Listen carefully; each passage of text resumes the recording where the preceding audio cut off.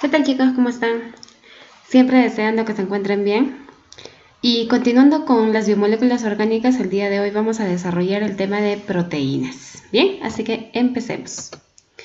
Las proteínas también se les conoce como péptidos o polipéptidos, porque son los polipéptidos los más conocidos y utilizados de las tantas proteínas que existen.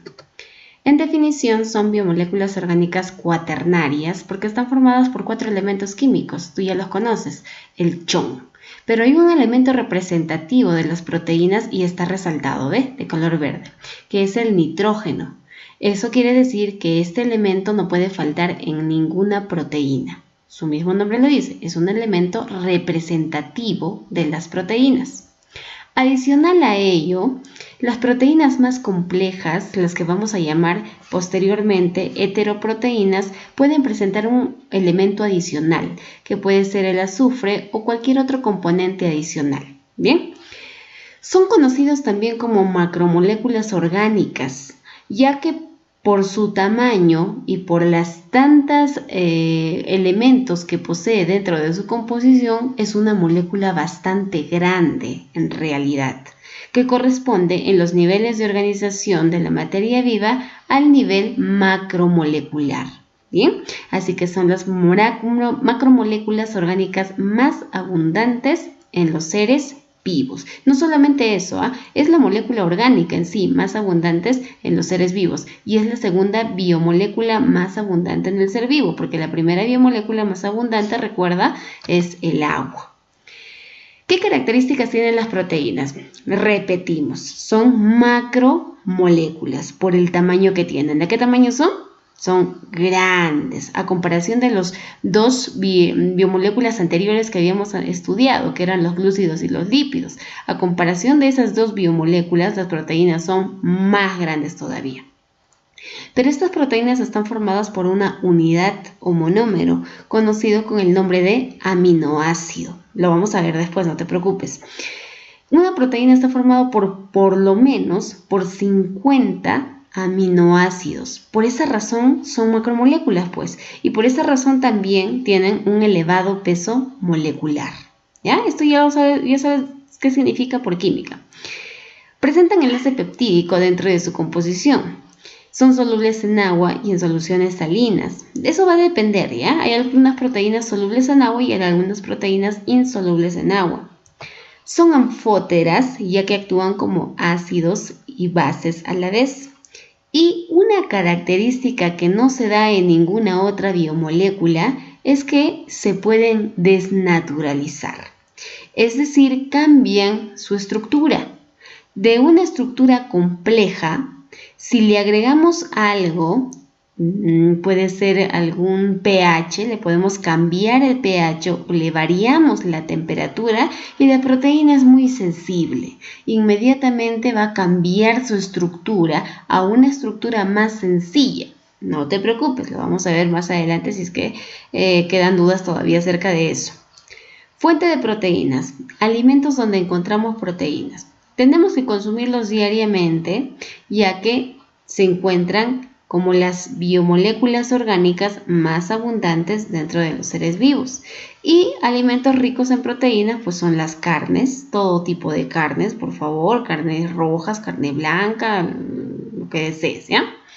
Se encuentran también en los lácteos, derivados de los lácteos, derivados de la leche, en las menestras y en el huevo.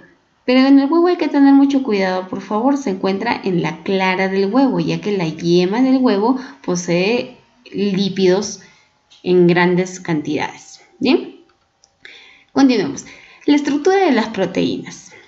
¿De qué están formadas, decíamos? ¿Cuál es el monómero de las proteínas? Sí, son los aminoácidos. Si esto es el monómero, entonces, ¿qué cosa será una proteína? Que está formado por varios aminoácidos. Si el monómero es el aminoácido, la proteína viene a ser el polímero, ¿ya? En este caso, este polímero va a estar formado por varios enlaces peptídicos. Por esa razón, a las proteínas también se les llama polipéptidos. Aquí tenemos lo siguiente, a ver. Este es el aminoácido, ¿ve? Hace ratito decíamos que el aminoácido es anfótero, esa es una de sus características. ¿Por qué? Por un lado, vamos a tener, por este lado, el aminoácido está formado por un grupo llamado carboxilo, el COOH. Recuerda eso, es un grupo funcional carboxilo. Y por el otro lado está formado por un grupo funcional amino, NH2, el grupo funcional amino. Aquí está, de manera más ejemplificada. Aquí está el grupo funcional amino y por el otro lado está el grupo funcional carboxilo.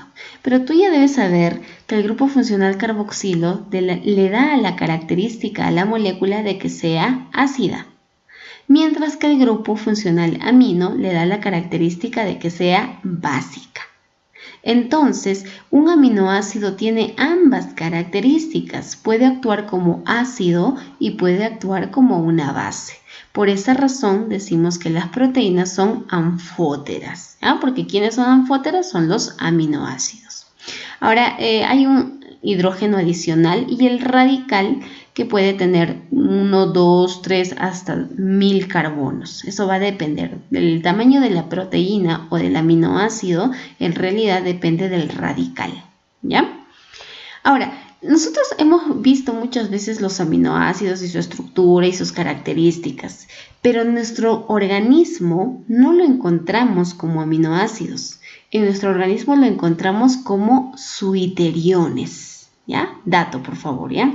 En el interior de nuestro cuerpo los encontramos de esta manera. Pero, ¿qué le pasó al aminoácido para que cambie su estructura? Y analiza bien, mira en qué cambió.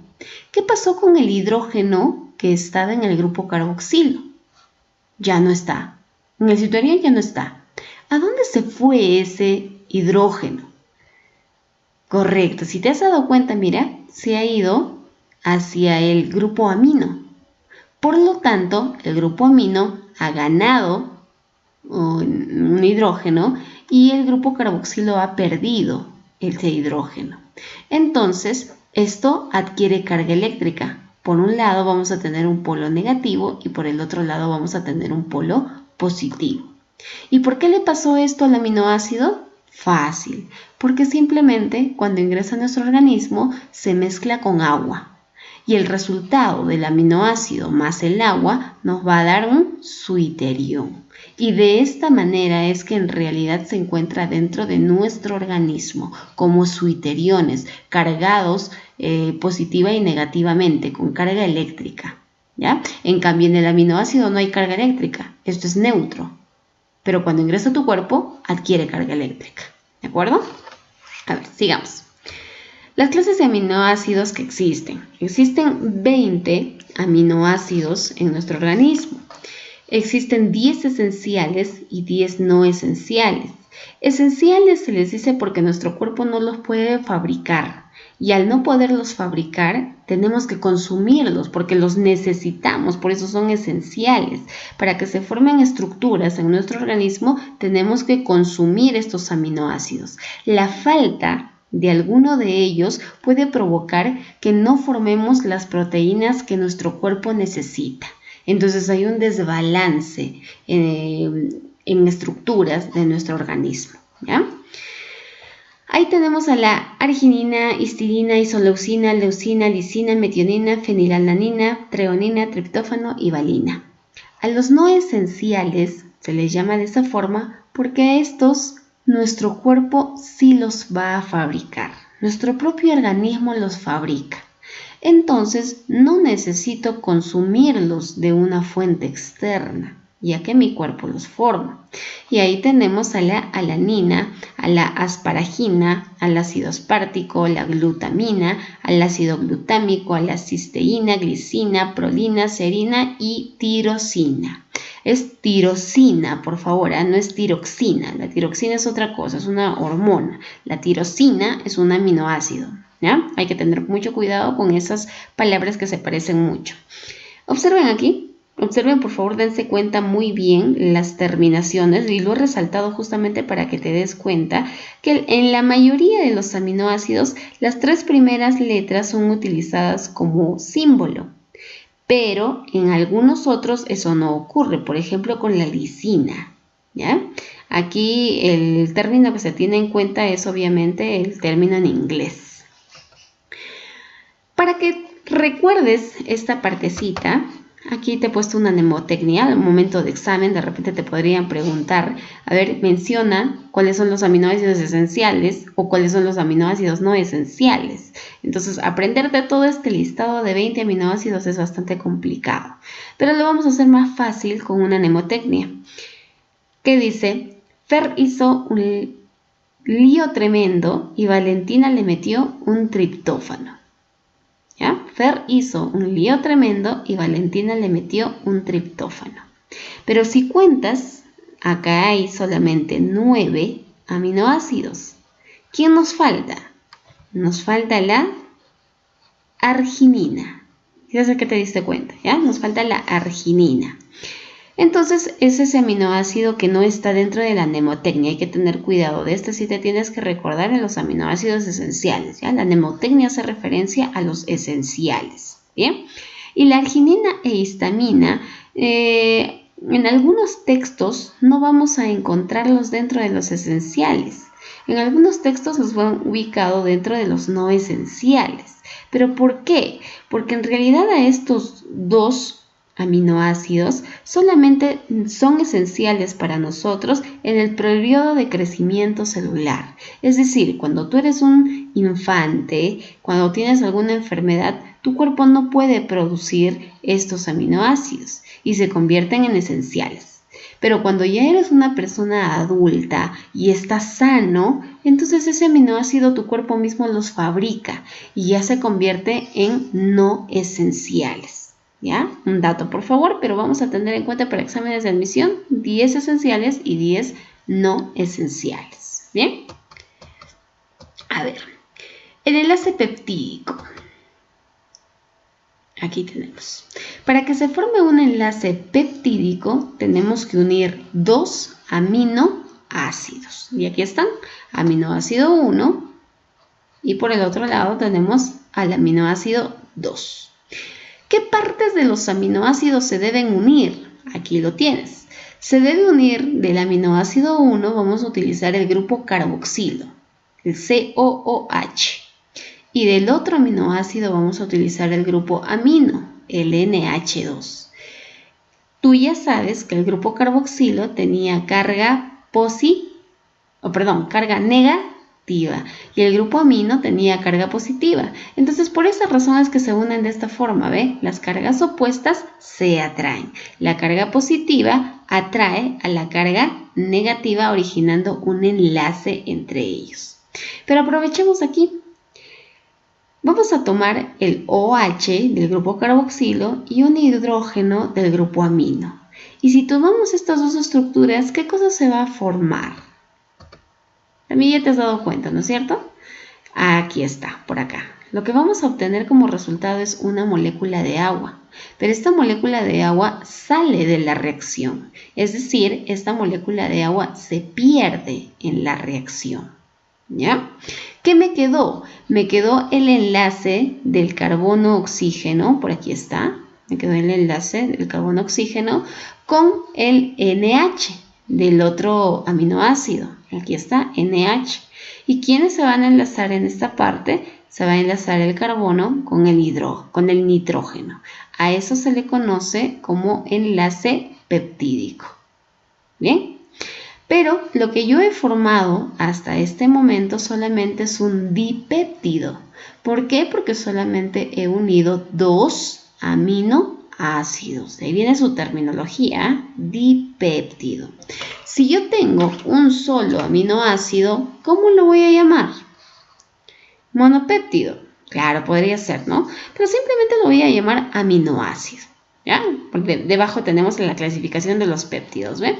Si tengo un solo aminoácido, pues lo llamo aminoácido. Y yo ya sé que ese es el monómero de las proteínas. Hay un aminoácido circular y un aminoácido con forma de cubo, ¿ya? Así los hemos representado de esa forma. Ahora, yo quiero unir 2 aminoácidos. ¿Qué cosa voy a obtener como resultado? Aquí está, un dipéptido. No nos hagamos problema, ¿ven? 2. Pero si quiero unir varios, quiero unir entre 2 a 10 aminoácidos, ¿qué voy a obtener? Muy bien, voy a obtener un oligopéptido. Y si quiero unir más de 50 aminoácidos, ¿qué voy a obtener? Un polipéptido. Y una proteína, chicos, ¿por cuántos aminoácidos estaba formada? La proteína más sencilla, que es la insulina, está formada de 50 aminoácidos. Entonces, ¿a qué clasificación de péptidos corresponderá? Correcto, la insulina es un polipéptido. Y la mayoría de las proteínas de las cuales nosotros vamos a hablar son polipéptidos. En realidad, aquí he colocado los nombres de los dipéptidos y de los oligopéptidos y te habrás dado cuenta que estos nunca los has visto, no los has escuchado por lo menos. Ellos no son analizados, no son estudiados, por lo menos para examen de admisión no los necesitamos estudiar, ¿ya? A los polipéptidos sí, por favor. Niveles de estructura proteica. Estos niveles de proteínas y sus estructuras se analizan solamente en polipéptidos, no en dipéptidos ni en oligopéptidos, exclusivamente en proteínas. Tenemos 4 estructuras que pueden tener esas proteínas, son la estructura primaria, secundaria, terciaria y cuaternaria. En la estructura primaria vamos a observar que los aminoácidos se han enlazado mediante enlace peptídico, pero teniendo una estructura lineal. Y el único enlace que vamos a encontrar en una estructura primaria es el enlace peptídico.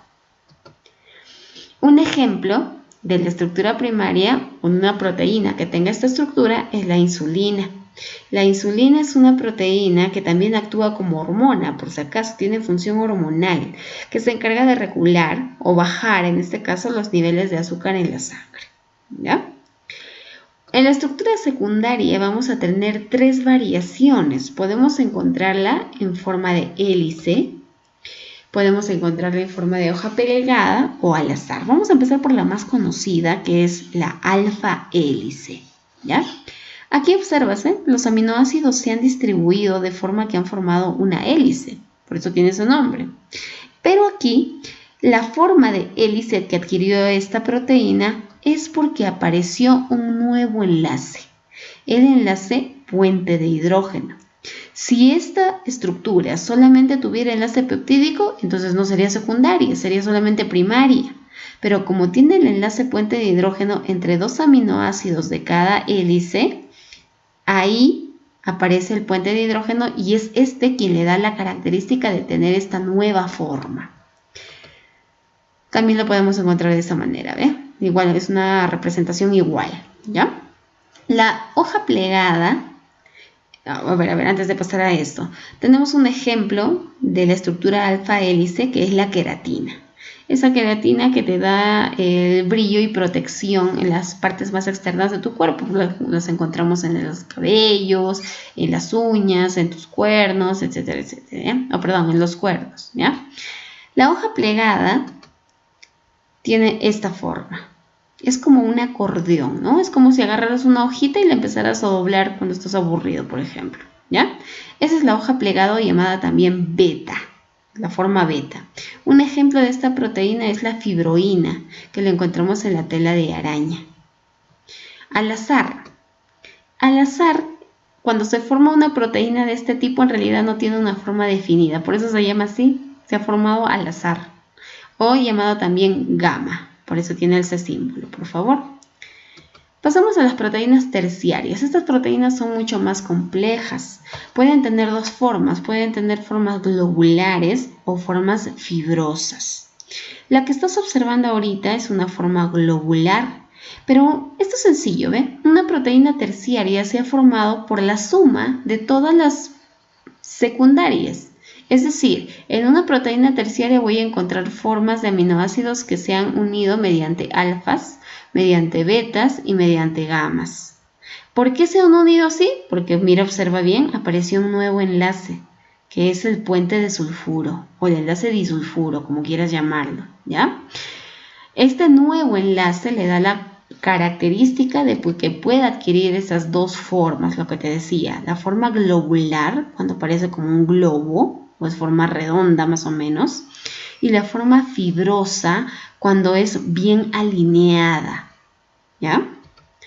El ejemplo, a ver, en una forma globular podemos encontrar a la mioglobina, que forma parte de los glóbulos rojos que se encuentran en los músculos y se encargan de transportar en el músculo el oxígeno y el dióxido de carbono. Una forma fibrosa puede ser el colágeno.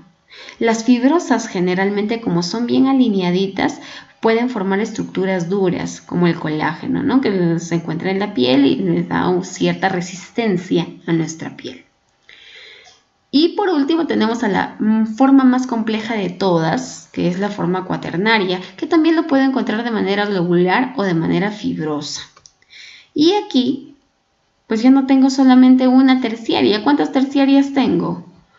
Tengo 4 estructuras terciarias y ahora incluso le puedo cambiar de nombre. A cada una de estas 4 estructuras terciarias los puedo llamar protómeros. ¿Ya? Anota por favor ese dato. Cada estructura que forme parte de una proteína cuaternaria se pueden llamar protómeros. Y esos se formaron porque aparece nuevamente otro enlace. Sí, el puente salino.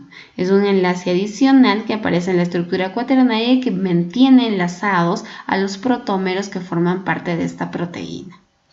Un ejemplo de una estructura bastante compleja, de una proteína muy compleja, es la hemoglobina, que ya sabes se encuentra en los glóbulos rojos de la sangre y tiene la función de transportar el oxígeno y el dióxido de carbono en nuestra sangre.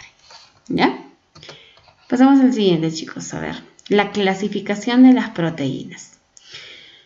Esta parte es sencilla. La clasificación viene en 2 grandes grupos, las proteínas simples y las proteínas complejas. Se llaman proteínas simples porque van a estar formadas únicamente por sus monómeros, que son los aminoácidos, y se convertirá en compleja cuando a ese aminoácido le voy a agregar algo más, ¿ya? Es decir, puedo agregarle un glúcido, un lípido o algo más.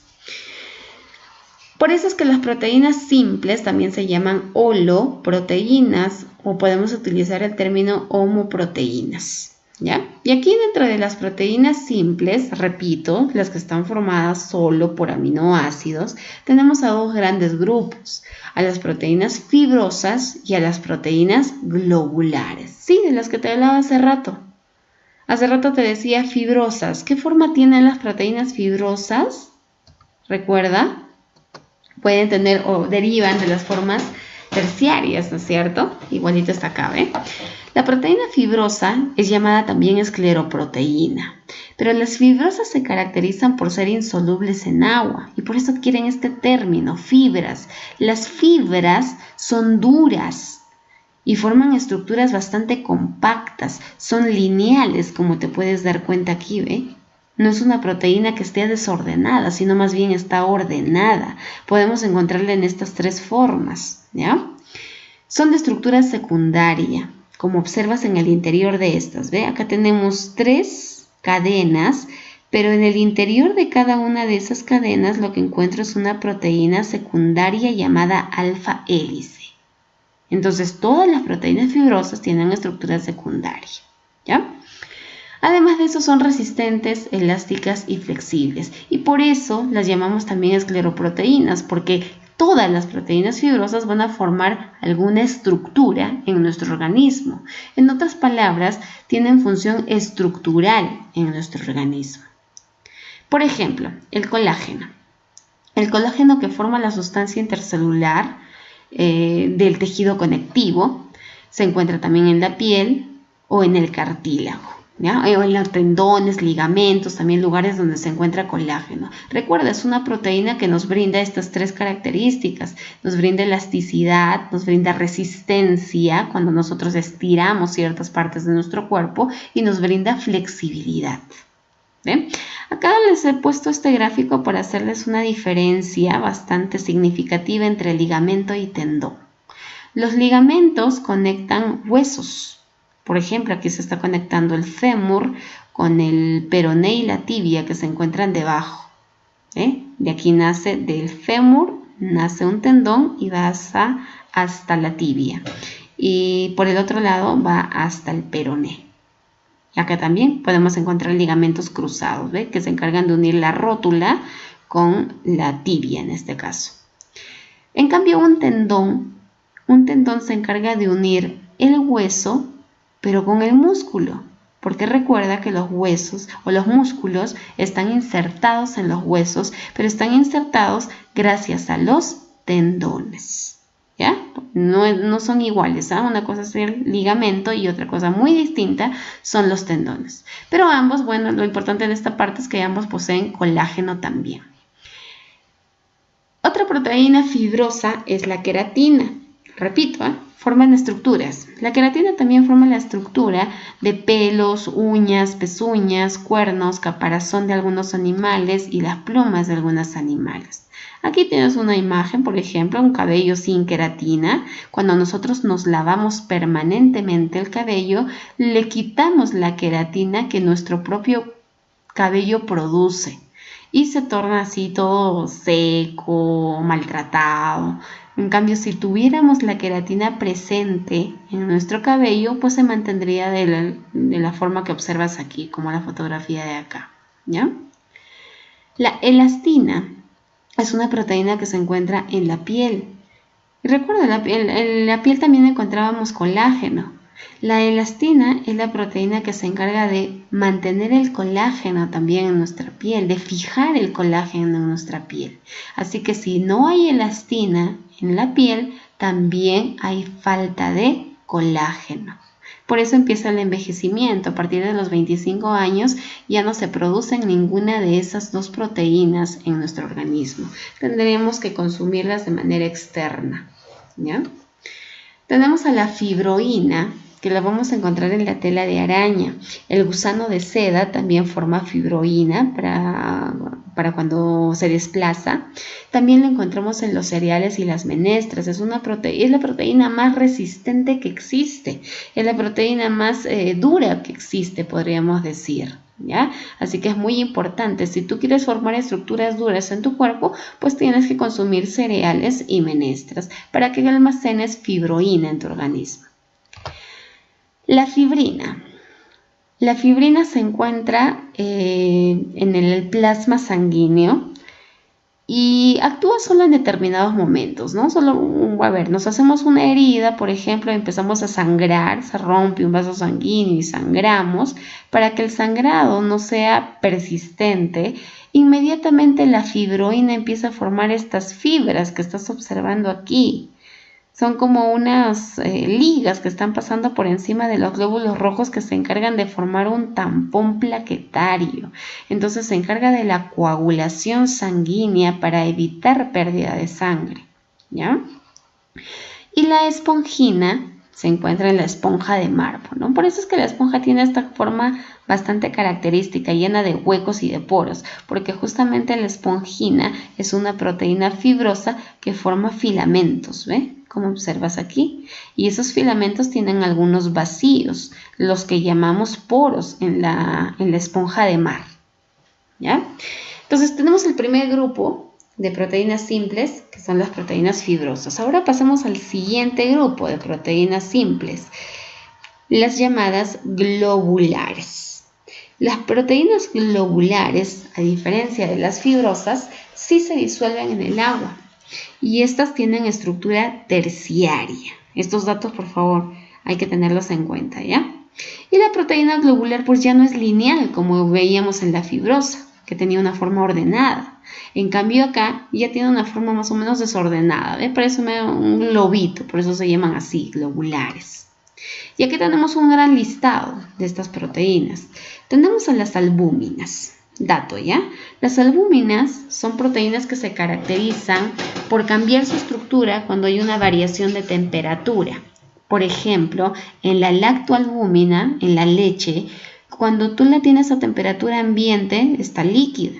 Pero si la haces hervir permanentemente, se empieza a coagular, Y eso es porque contiene albúmina. Entonces, las albúminas son las famosas proteínas que tienen capacidad de coagulación ante alguna variación de temperatura.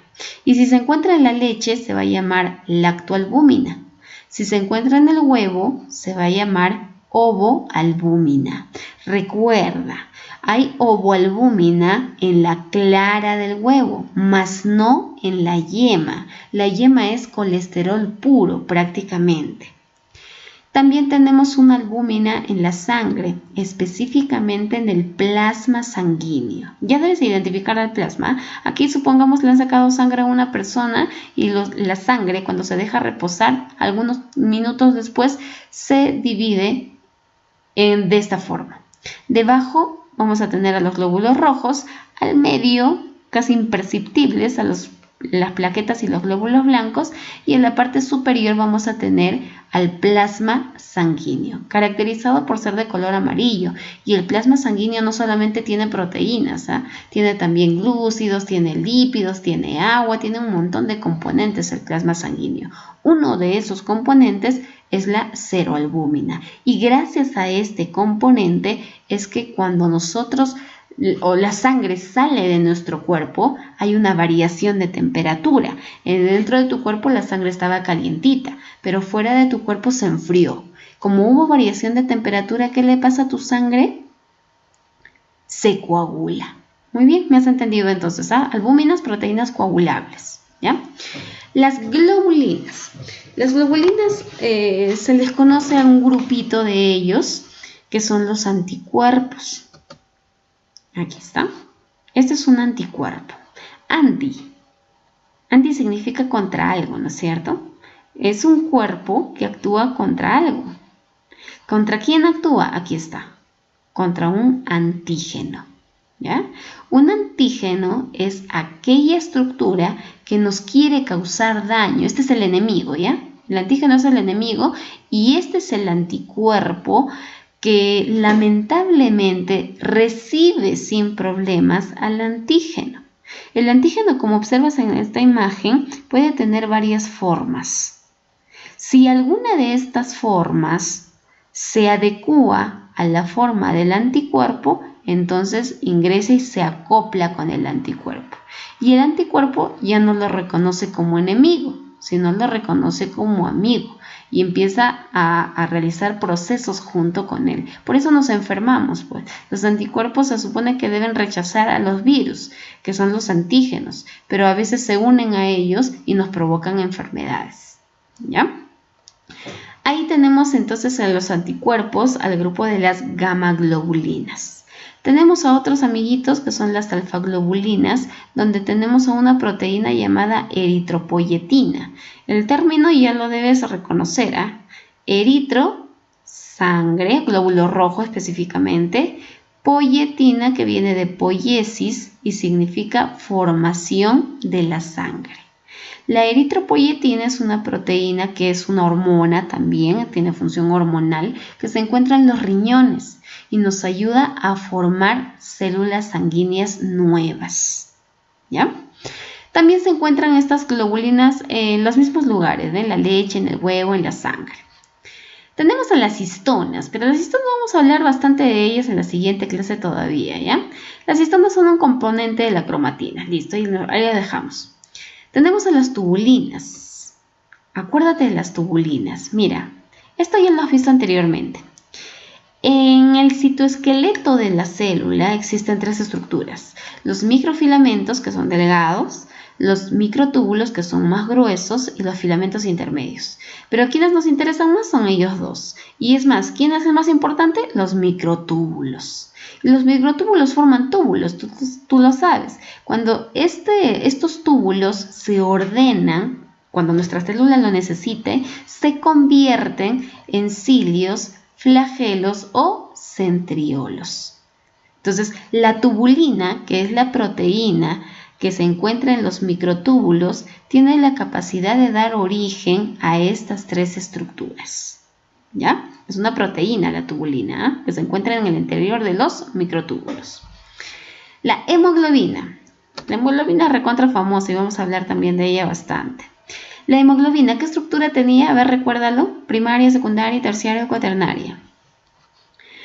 Ya, viéndolo ya lo recordaste. Tiene estructura cuaternaria. ¿Bien? Tiene estructura cuaternaria, está formada por varias proteínas terciarias, en este caso 2 terciarias llamadas alfa, la de color anaranjado y la de color morado son las alfa, y la de color verde y la de color fucsia son las beta.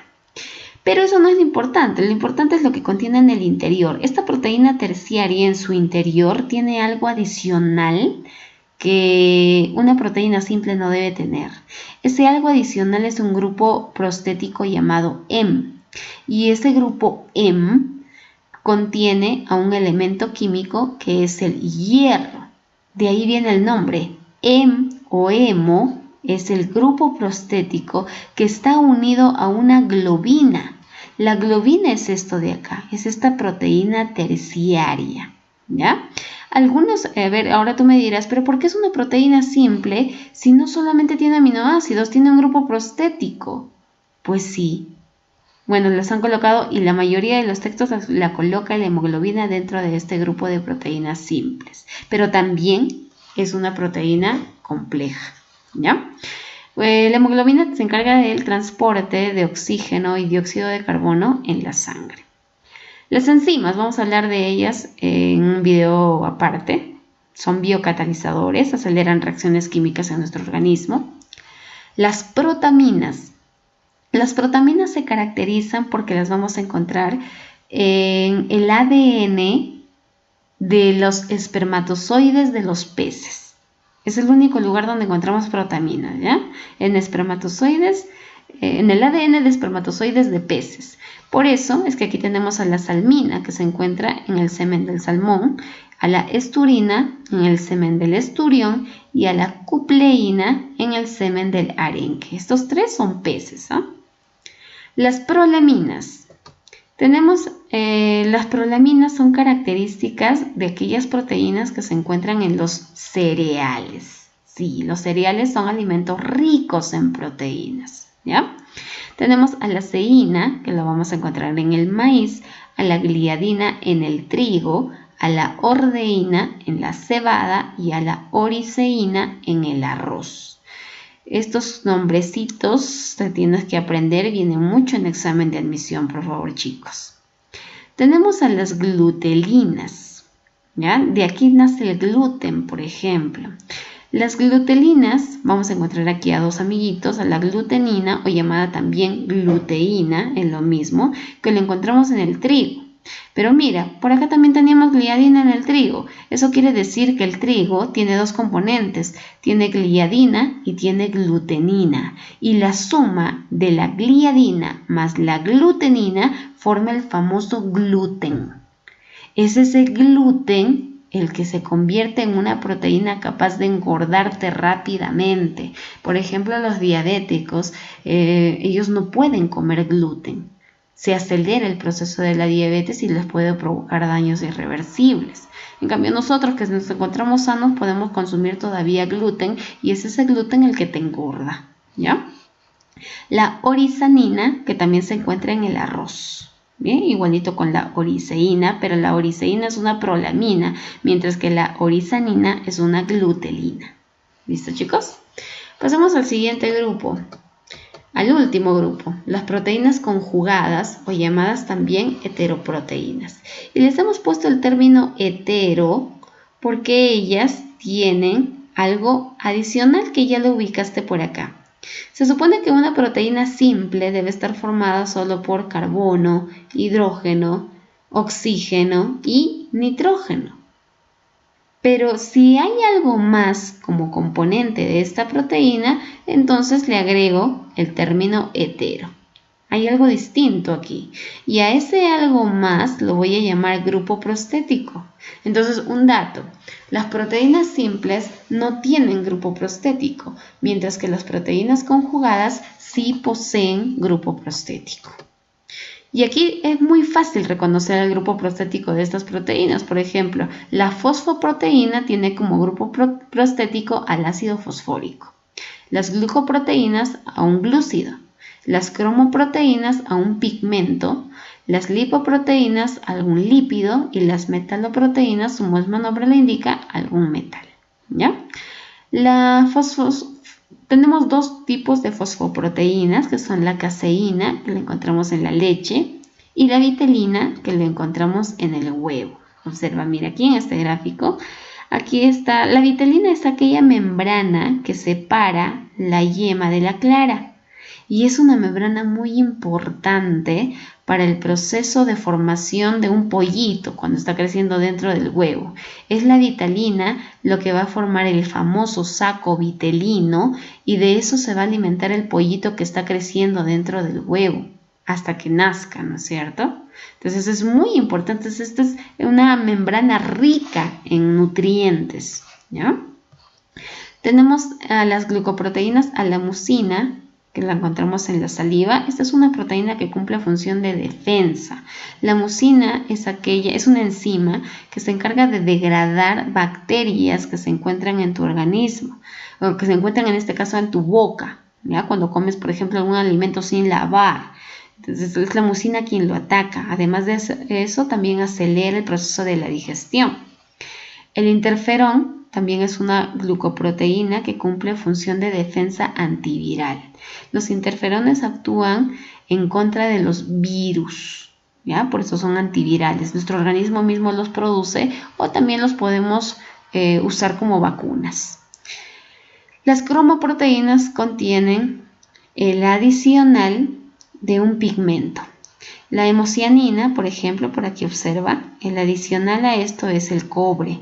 La hemocianina tiene cobre y la hemocianina es de color azul, ¿de acuerdo? Y se encuentra en la sangre de los artrópodos. Es la que se encarga de transportar el oxígeno y el dióxido de carbono, pero en la sangre de los artrópodos. La hemoglobina es de color rojo gracias al metal que contiene, que es el hierro. El hierro le da el color rojo, pues, ¿no? Y además de eso, le sirve para que pueda transportar oxígeno y dióxido de carbono en la sangre.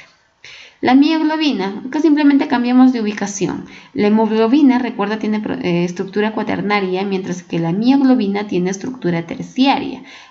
Son parecidos en nombres, parecidos en funciones, pero no tienen la misma estructura, ¿ya? La mioglobina cumple la misma función que la hemoglobina, pero exclusivamente en los músculos. En ningún otro lugar, por eso es que le he dado el prefijo mio, que significa músculos. Los citocromos vamos a utilizarlos después cuando hablemos de la fotosíntesis y de la respiración celular. Los citocromos son estructuras que se van a encargar, son enzimas que se van a encargar de transferir electrones. Ellos actúan en la famosa transporte de electrones en el proceso de fotosíntesis o respiración, como repito. Las lipoproteínas se encuentran en el suero sanguíneo y las metaloproteínas contienen algún metal. Por ejemplo, la ceruloplasmina contiene cobre. Este es un componente también de nuestra sangre de los vertebrados, pero en mayor cantidad en los invertebrados. Y la ferritrina almacena hierro y se encuentra también en nuestra sangre, en este caso solamente en la sangre de los vertebrados. Por último, esto es un resumen, ¿ya? Este es un cuadrito de resumen, analízalo, míralo bien y observa las proteínas de acuerdo a la función que cumplen. Para concluir, las proteínas tienen función estructural, todas ellas forman estructuras. Función hormonal, la insulina y el glucagón, por ejemplo, son hormonas. La insulina baja los niveles de azúcar, y el glucagón sube los niveles de azúcar. Tenemos a la hormona del crecimiento también, que favorece, su mismo nombre lo dice, el crecimiento, y la hormona tiroidea, que favorece el metabolismo celular. Tienen función defensiva. Nos defienden de agentes externos o tienen función defensiva para que no vayamos a morir ante algunos procesos que pueden ocurrir en nuestro cuerpo. Por ejemplo, la trombina y el fibrinógeno son proteínas que se encargan de la coagulación sanguínea. Ellos impiden que te mueras desangrado prácticamente, por eso están ubicados aquí dentro de función defensiva. Y las inmunoglobulinas, de las cuales hemos hablado hace rato, conocidas como anticuerpos, ¿ya? Proteínas de transporte los que van a llevar oxígeno, dióxido de carbono, etcétera, ¿no? La hemoglobina en la sangre, la hemoglobina en la sangre de artrópodos, los citocromos transporte de electrones, la mioglobina llevan oxígeno pero en los músculos y las lipoproteínas que se van a encargar de transportar los lípidos a sus respectivos lugares en la sangre. Función de reserva. Los encontramos en alimentos. Esto es lo que nosotros consumimos. Consumimos huevo, consumimos trigo, consumimos leche y cumplen función de reserva en nuestro organismo. ¿Ya? También nos aportan cierta cantidad de energía, por si acaso. Algunas proteínas actúan como pigmentos. La clorofila, por ejemplo, es pigmento de color verde. La melanina es el pigmento que le da el color a tu piel. ¿Ya? Mientras más melanina, más oscuro va a ser tu piel. Mientras menos melanina, más clara va a ser tu piel. Pero la melanina no solamente le da el color, sino también que actúa como protector de la piel. Eso quiere decir que las personas de tez oscura están más protegidos ante los rayos UV que las personas que tenemos tez clara. ¿Ya? Las ficobilinas también son algunos pigmentos fotosintetizadores, ¿sí, chicos? Y por último tenemos proteínas contráctiles o que favorecen el movimiento. Tenemos a dos nada más en este grupo, a la miosina y a la actina, que forman parte de los músculos, ¿ya? Y estas proteínas favorecen el movimiento de nuestros músculos. Bien, espero que haya quedado claro, chicos. Termino la clase por hoy.